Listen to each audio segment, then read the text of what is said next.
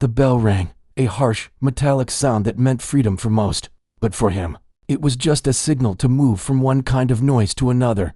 He gathered his single, worn notebook and a pencil that was chewed down past the painted part, shoving them into a bag that had seen better days. Other kids laughed and shoved, talking about games, about snacks, about homes they were eager to get back to. He just kept his head down and walked, a small figure against the tide. His name was Leo, and the walk to the community center was 5 blocks of practiced invisibility. He knew which cracks in the sidewalk to avoid, which storefronts had dogs that barked, which alleys to cross the street to bypass. The world for him was a series of small calculations, most of them about not being noticed. At home, being noticed could mean a sharp question he didn't have an answer for, or a mood he couldn't predict. Here, on the street, it could mean older kids looking for trouble. So he made himself a shadow, thin and silent.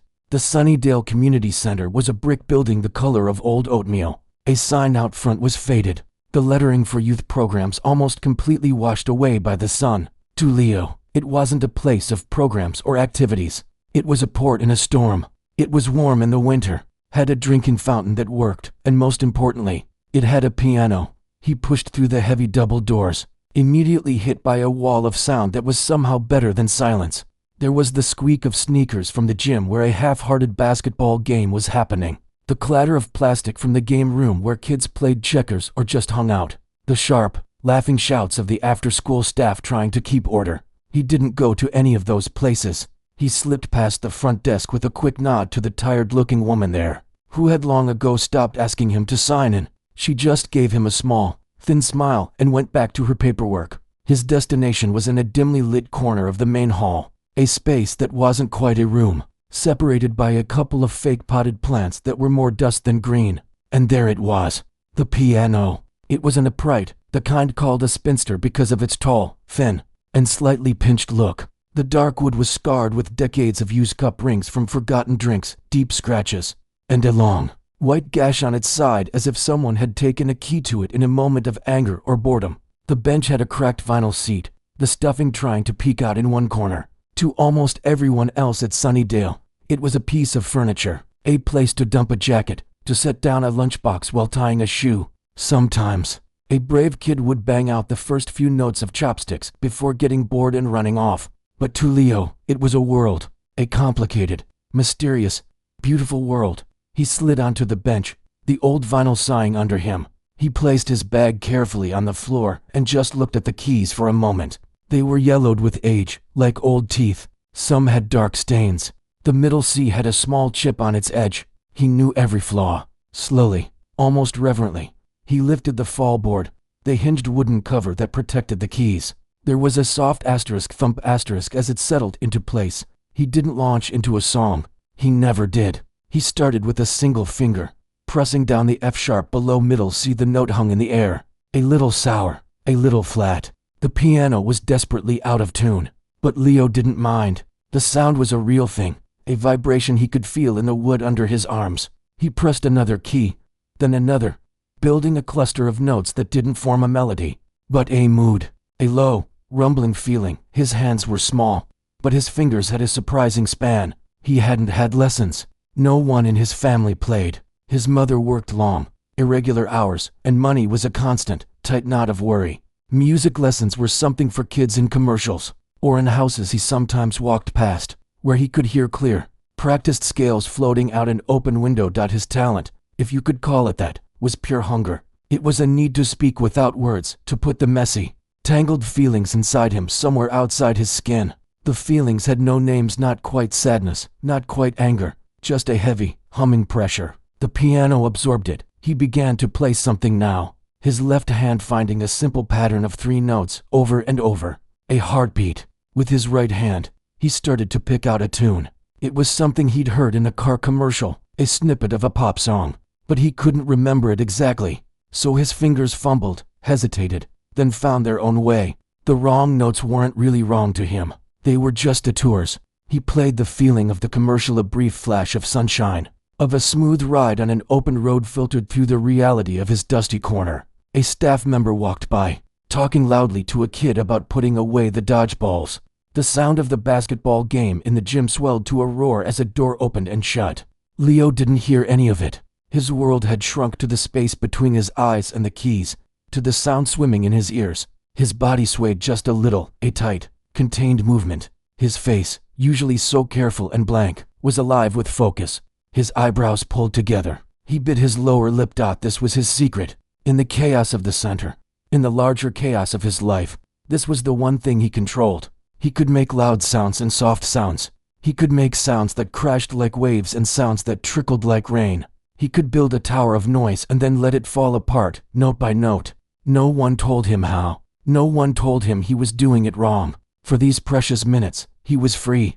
He didn't see the woman at the front desk glance over at him, her expression softening for a second before the phone rang.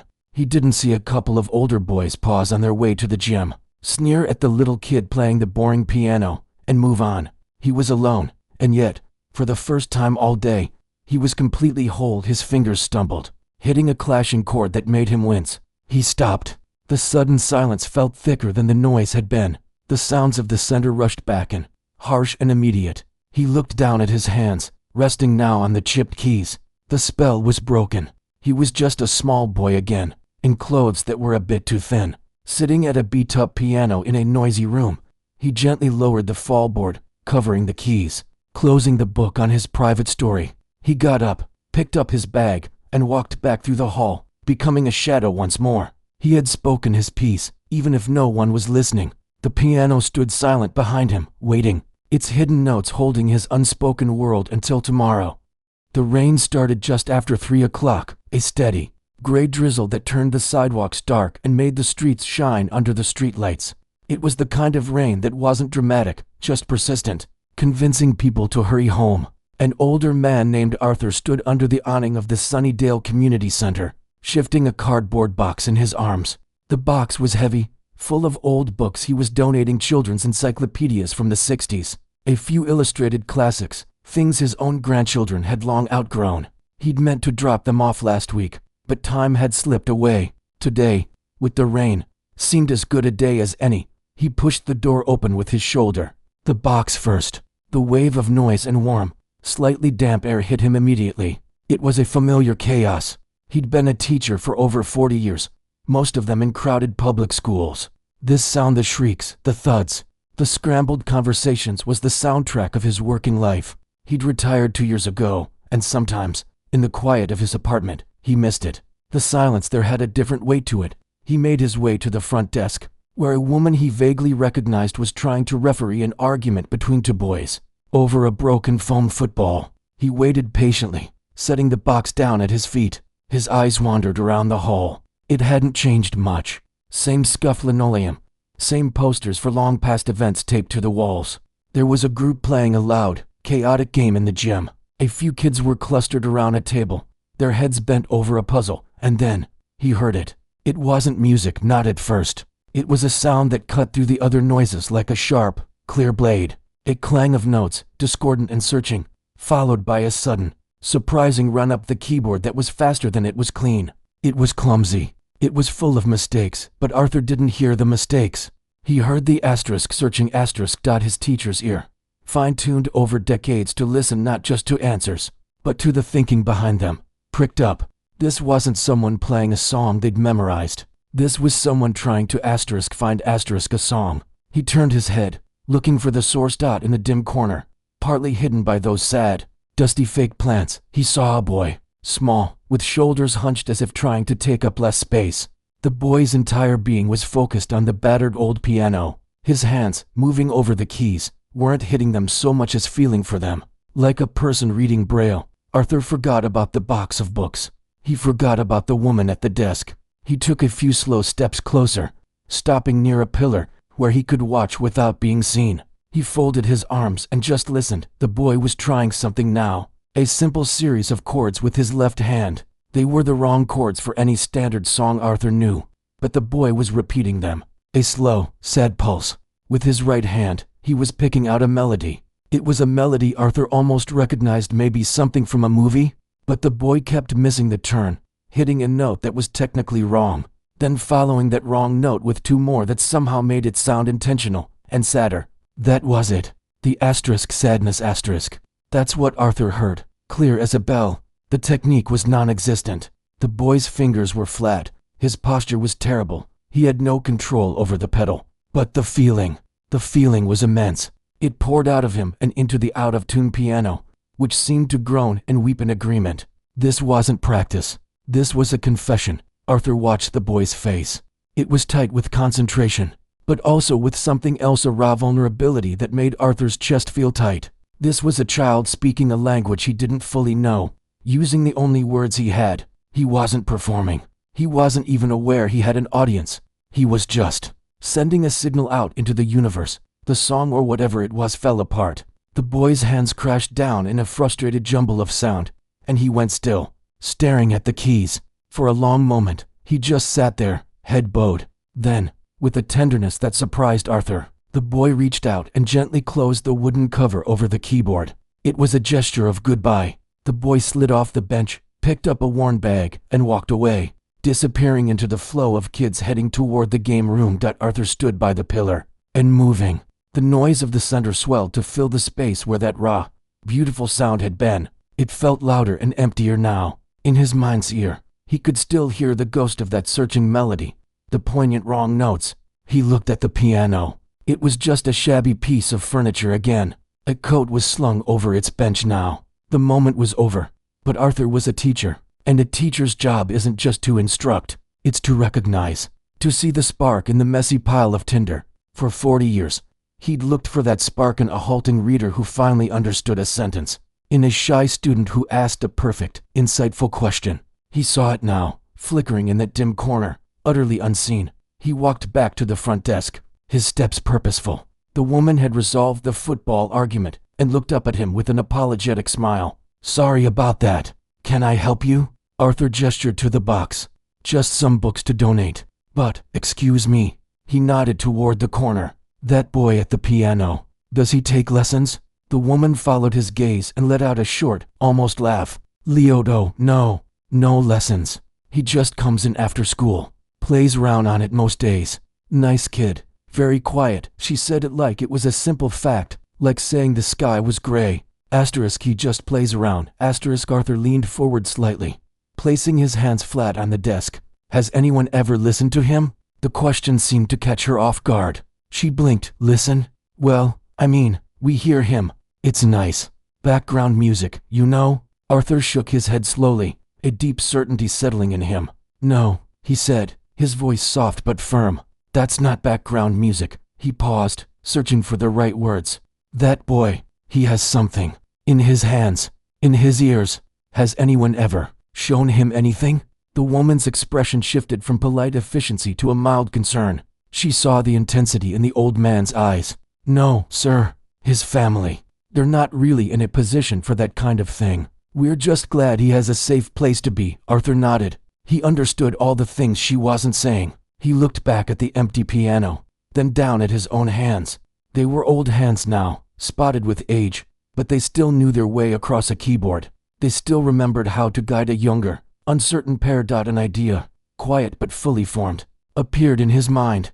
It wasn't a grand plan. It was a simple, direct impulse, the kind he'd learned to trust in his classroom. He looked back at the woman. "My name is Arthur," he said. "I taught music for a long time."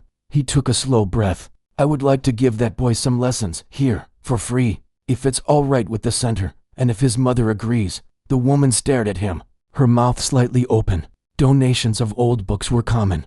Offers like this were not. You want to teach him? For free?" "Yes," Arthur said simply. He shouldn't have to figure it out alone in the dark. Someone should turn on a light. He wasn't being heroic. He was just doing what felt, in that moment, like the only reasonable thing to do. A signal had been sent out, a fragile, musical signal. Arthur had heard it, and a teacher's job, once he hears it, is to answer. Leo didn't know anything about the man at the pillar. He'd been in his own world, and when that world dissolved into the usual noise of the center, he simply went to the game room and watched other kids play checkers until it was time to go home. The next day was Thursday, and it felt the same as every other day.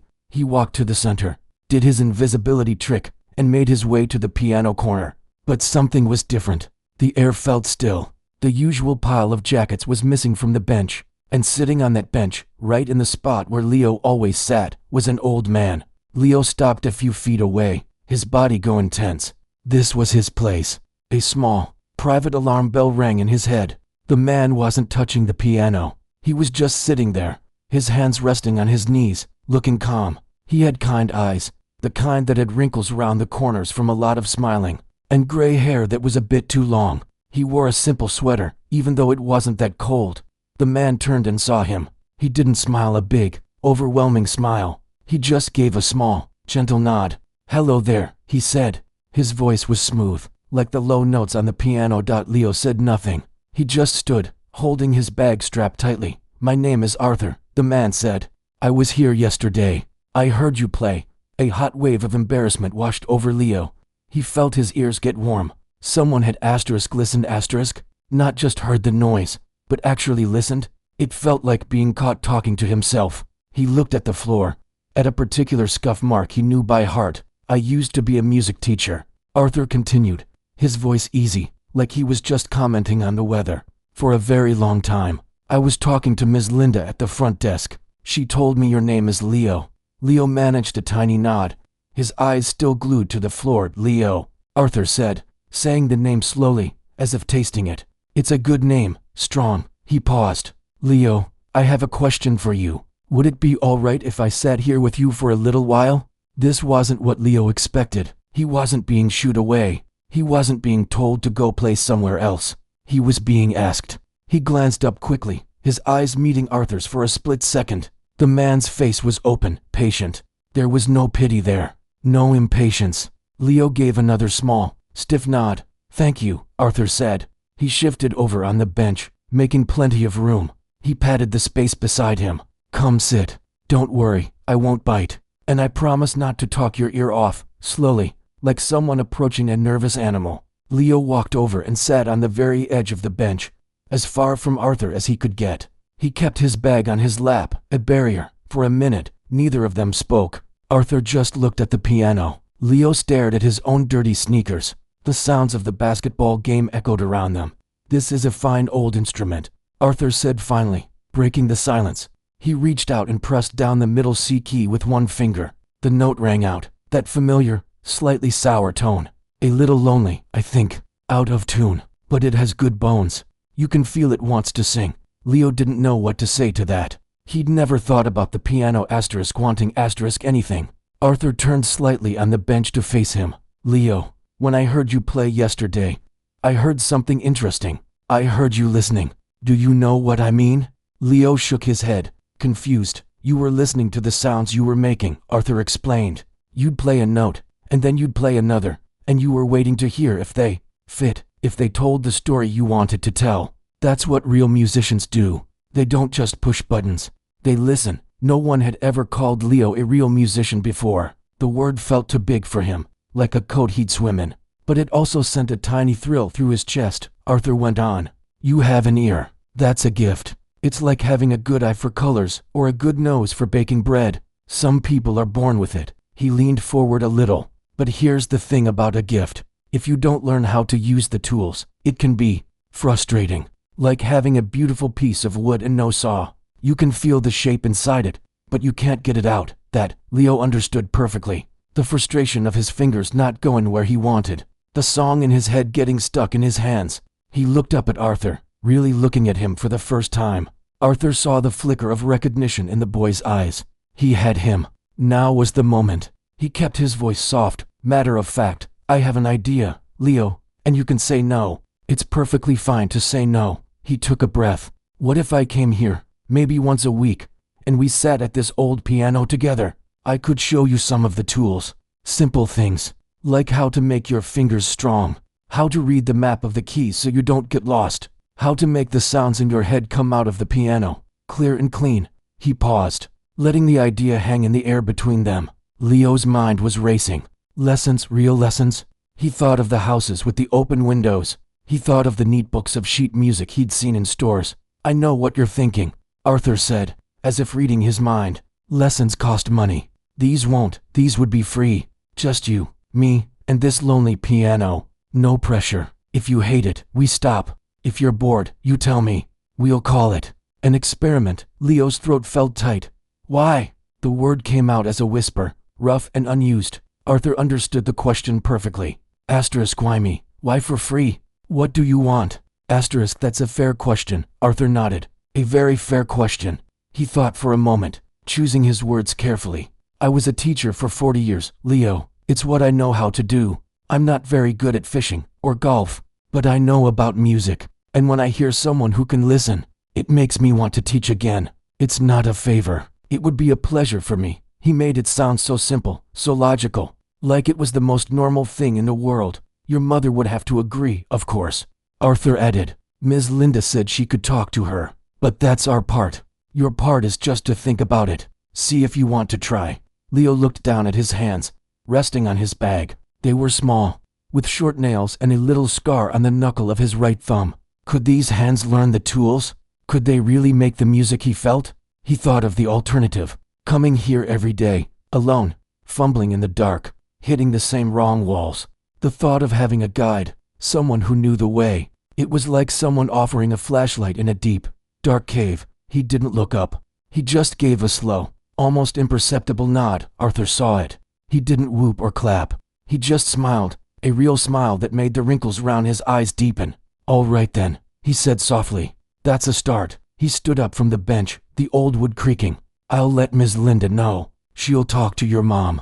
If it's all settled, I'll see you here next Tuesday, same time. He reached into his pocket and pulled out a single, small, shiny object. It was a brand new metal pencil, the kind with a little eraser on top. He placed it carefully on top of the piano. A small tool for you, he said, for writing things down, if you want. And with that, he gave Leo one more nod and walked away. His footsteps quiet on the linoleum. Leo sat on the bench for a long time, not moving. The pencil gleamed under the fluorescent lights.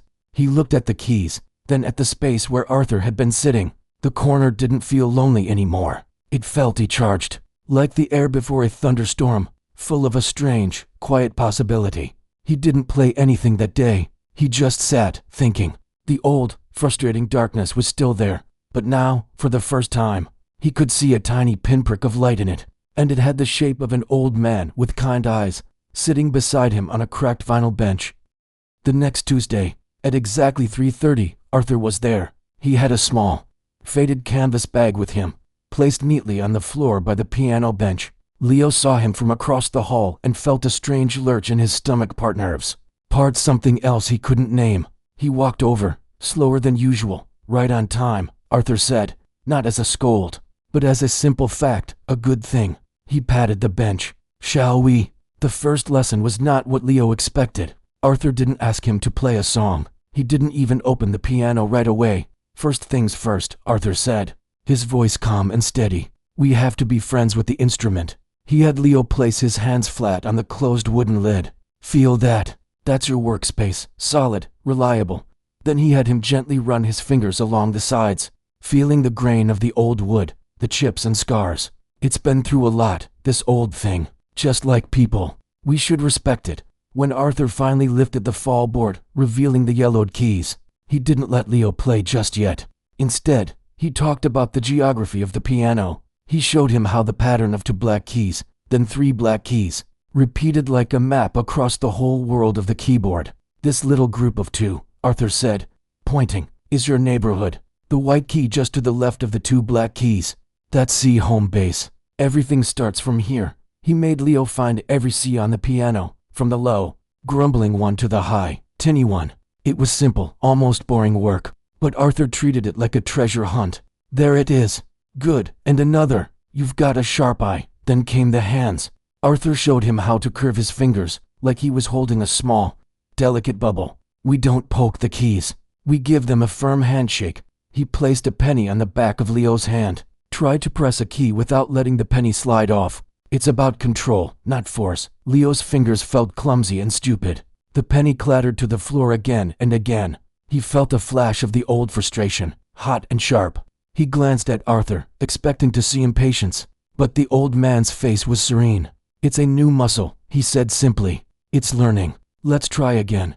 When Arthur finally let him press a key to make a sound, it was just one. Middle C. Listen to it, Arthur instructed. Really listen. Hear how it starts loud and then fades away, like a ripple in a pond. That's called the sustain. Your job is to control the ripple. They spent the whole half hour on just a few things: finding C, making a good hand shape, and listening to single notes fade. To anyone watching, it would have looked incredibly dull. But for Leo, it was a revolution. No one had ever broken it down for him before. Music had always been a wild, confusing forest. Arthur was giving him a single, clear path to start on. At the end, Arthur took a slim, green-covered book from his canvas bag. It was an old beginner's piano book, the pages soft with age. "This is for you to keep," he said. "Don't worry about what's inside it yet. Next week, we'll look at page 1. Leo took the book. It felt important, like a key. Week after week, they followed this quiet rhythm. Tuesdays at 3:30, Arthur was never late, never in a hurry. The lessons were slow, patient, and full of small, quiet surprises. One Tuesday, Arthur brought a small metronome, a wooden one with a swinging pendulum. Asterisk tick-tock, tick-tock asterisk. "This is the heartbeat," Arthur explained. He said it slow, and had Leo play a simple 5-finger scale, just going up and down, in time with the clicks. At first, Leo hated it. It felt like a cage, locking his free, searching feeling into a strict box. He kept rushing ahead, fighting the tick-tock. "Breathe with it," Arthur would say, placing a hand on his own chest, breathing in and out slowly. "The music has to breathe, too. Let the click be your friend. It's keeping you company." And slowly, strangely, it did start to feel like company. The steady tick-tock became a reliable presence. Leo learned to relax into it, to let his notes land right on the beat. It wasn't a cage anymore. It was a foundation. He could build his feelings on top of something solid.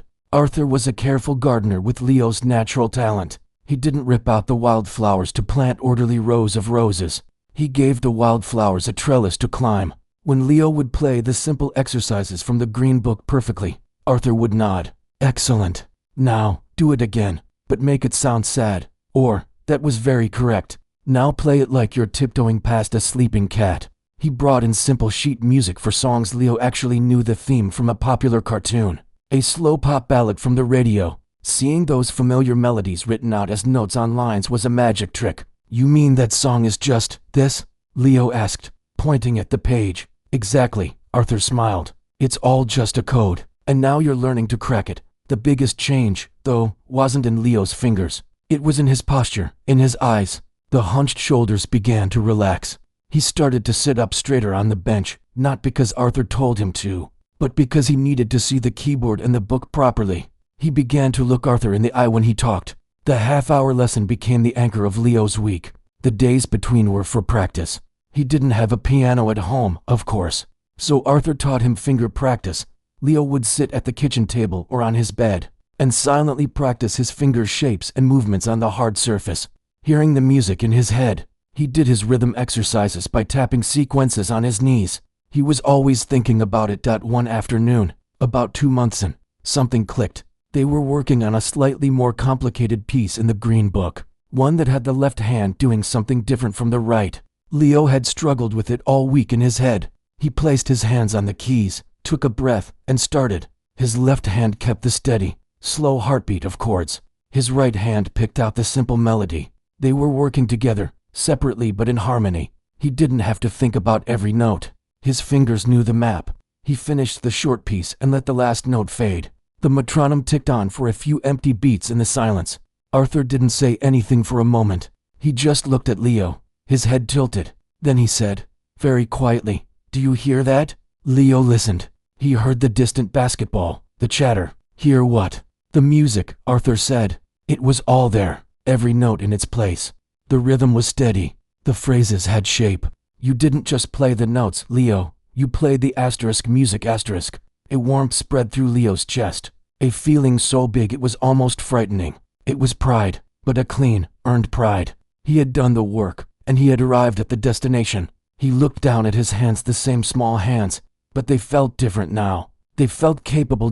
Arthur reached into his canvas bag and pulled out a new book. This one was blue. "I think you're ready for this," he said. "It's a little harder, more stories to tell." Leo took the blue book. The green one was full. He had filled it with his own work. He had climbed that mountain.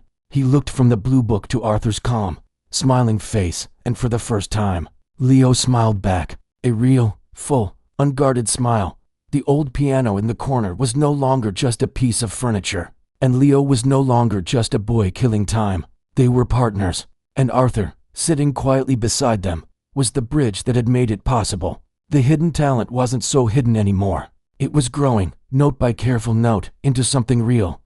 The idea came to Arthur on a bright Tuesday in May. The light was streaming through the high windows of the community center, catching the dust in the air. Leo had just played a short piece from the Blue Book flawlessly, with a delicate touch Arthur hadn't heard before. "You know," Arthur said, leaning back on the bench, "I think this old piano deserves an audience, and I think you're ready to give it one." Leo's fingers froze above the keys. "An audience? Nothing grand," Arthur said quickly, seeing the panic flash in the boy's eyes. "Just a little gathering here. Maybe a few of the staff, some of the kids who are around. Your mother, if she'd like to come. We could call it a spring concert." The word concert seemed to loom over Leo, huge and terrifying. He shook his head, looking down. "I can't. Why not? I'll mess up. In front of everyone." His voice was a thin whisper. Arthur nodded, as if this was the most reasonable concern in the world. "You might. That's always a possibility. But let me ask you this. When you play here on a normal day, with all this noise," he waved a hand at the echoing gym, "do you mess up then?" "Yeah," Leo admitted. "And what happens when you do?" Leo thought about it. I just go back and play it again. Or I keep going." "Exactly," Arthur said, his voice gentle but firm. "You keep going. A performance isn't about being perfect. It's about sharing the music. It's about saying, 'This is something I've been working on, and I'd like you to hear it.' The mistakes are part of the story. They prove it's real." For the next few weeks, the lessons changed focus. They weren't just about learning new pieces anymore. They were about preparing to pieces to share. Arthur chose them carefully. One was a short, sweet classical piece from the Blue Book. It was cheerful and precise, a chance for Leo to show off his new skills, his clean fingerwork, his steady rhythm. The second piece was Leo's choice. Arthur had insisted. "It has to be something that means something to you," he'd said. After days of quiet thought, Leo had chosen the simple, sad pop ballad from the radio that Arthur had helped him learn months ago. It was the first song he'd ever been able to play that felt like his own heart. They practiced them over and over, but now with a new layer. Arthur had him play them with his eyes closed. He had him play them while talking through the steps aloud. "It's about making the music so much a part of you, that even if your nerves turn your fingers to jelly, your memory will take over," Arthur explained. The day of the little concert arrived. Arthur had spoken to Ms. Linda, who had been thrilled. She'd put up a few handwritten signs and cleared some folding chairs into a semicircle in front of the piano. That afternoon, the air in the center felt different to Leo. The usual chaos was muted, expectant. His mother arrived just before 4 o'clock. She worked at a big office downtown and still had her security lanyard around her neck. She looked tired, a little out of place, but she gave Leo a quick, tight hug. "Mr. Arthur says you've been working so hard," she said, her voice thick with an emotion Leo couldn't quite read. There were about 15 people sitting in the chairs, a couple of the younger staff, a few kids who had stayed late, Ms. Linda, Arthur, and Leo's mother, who sat on the edge of her seat, her hands clasped tightly in her lap. Arthur stood by the piano. He didn't make a big speech. "Thank you for coming," he said to the small group. "We're here to listen to some music from my friend, Leo. He's put in a lot of hard work. Let's hear what he has to say." He gave Leo a small, encouraging nod and sat down in the front row, next to Leo's mother. Leo walked to the piano. The bench felt miles away. His mouth was dry. He could feel every eye on his back. He sat down, and for a terrifying second, his mind went completely blank. He stared at the keys, seeing not a map but a confusing sea of black and white. Then he heard Arthur's voice in his head, calm and clear. *, breathe with it. The music has to breathe, too. *, he took a slow, deep breath. He found the middle C with his eyes. *, home base. *, he placed his hands in the curved shape, remembering the penny. He looked at his mother, who gave him a small, nervous smile, and then he began. The first notes of the classical piece were crisp and clear. His left hand came in right on time. The melody danced above it, light and precise. He was aware of his own playing in a way he never was when alone with Arthur. He could hear the slight echo in the hall. He saw a younger kid in the front row tapping a foot almost imperceptibly to the rhythm. He kept going. A wrong note tried to sneak in near the middle. His pinky slipped and hit a G sharp instead of a G. A jolt of electricity shot through him. *, mistake. Asterisk, but Arthur's voice was there again. Asterisk, they prove it's real. Keep going. Asterisk, he didn't stop. He didn't even flinch. He just flowed right past it, back into the melody as if the wrong note had been a planned, jazzy detour. He finished the piece with a clean, confident chord and let his hands fall to his lap. The small audience broke into applause. It wasn't thunderous, but it was warm and real. His mother was clapping the hardest, her eyes shimmering. Arthur just nodded, a deep satisfaction on his face. The fear was gone now, burned away by the first piece. Now, there was only the music that was left to share. He turned slightly on the bench, took another breath, and began the ballad. This was different. This wasn't about showing skill. This was the song he used to fumble through, the one full of the sad, searching feeling he could never name. Now, his hands knew exactly where to go. He played the opening chords, slow and deep, letting each one ring out. When the melody entered, it was pure and singing. He didn't just play the notes on the page Arthur had written for him. He played the ache, the hope, the quiet longing he'd always poured into this corner. He forgot about the chairs, the people. He was back in his own world. But this time, he was letting everyone look in through the window. He poured every ounce of the last few months, the frustration, the discovery, the steady, patient friendship of his teacher into the song. The final chord faded into a silence that felt deeper and more respectful than any applause. For a long moment, no one made a sound. Then, his mother made a small, choked sound and brought her hands to her mouth. Tears were rolling down her cheeks, but she was smiling, a wide, beautiful, broken smile. She saw her son, not just the quiet boy, the needy boy. She saw an artist. She saw someone who could create beauty out of thin air and old wood. The applause started again, stronger this time, and people were getting to their feet. Leo stood up, his legs a little shaky. He looked at Arthur, who was still sitting, his own eyes looking suspiciously bright. Arthur gave him a thumbs up, a simple, solid gesture. The small crowd came up to him afterwards. The younger kids said, "That was cool." Ms. Linda hugged him and said she never knew that old piano could sound like that. But the moment that mattered was when his mother reached him. She put her hands on his shoulders and looked at him, really looked at him, as if seeing him for the first time. "Baby," she whispered, her voice cracking. That was the most beautiful thing I've ever heard." She pulled him into a tight hug, and he hugged her back, feeling the rough fabric of her work shirt against his cheek. Arthur waited until everyone else had drifted away. He walked over to the piano, where Leo was still standing, a little dazed. "Well," Arthur said, placing a hand on Leo's shoulder, "you shared your story, and they heard it." Leo looked up at him. "Thank you," he said.